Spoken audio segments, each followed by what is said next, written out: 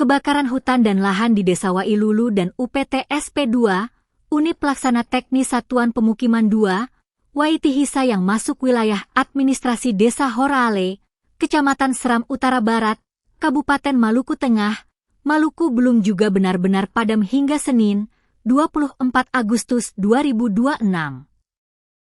Kebakaran ini tidak hanya menyisakan lahan hangus, tapi kebun warga yang menanam ribuan tanaman produktif ikut menjadi korban.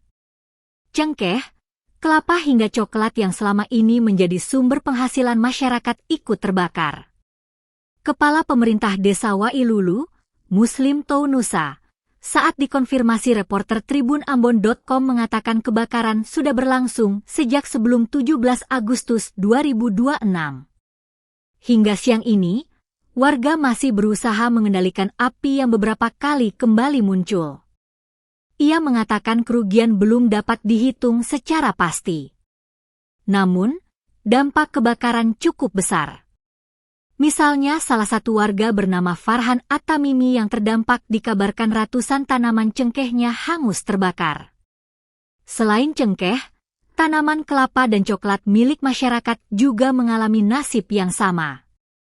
Bagi warga, kehilangan tanaman bukan sekadar kehilangan pohon.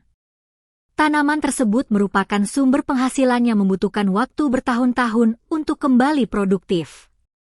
Karena itu, Muslim berharap pemerintah tidak hanya melihat persoalan dari sisi kebakaran. Warga yang kebunnya terdampak juga membutuhkan bantuan pemulihan.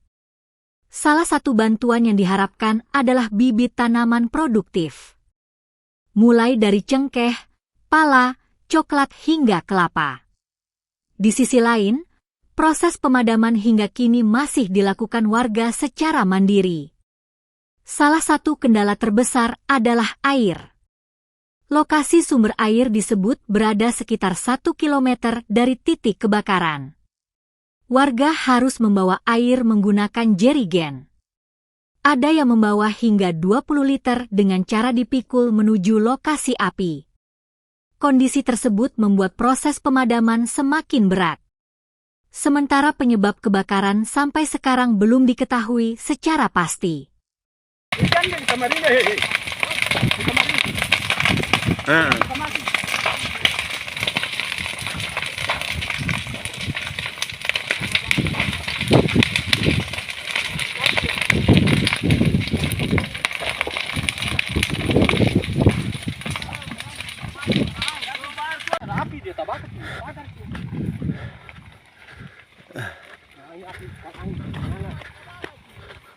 Dia lari ke bawah itu.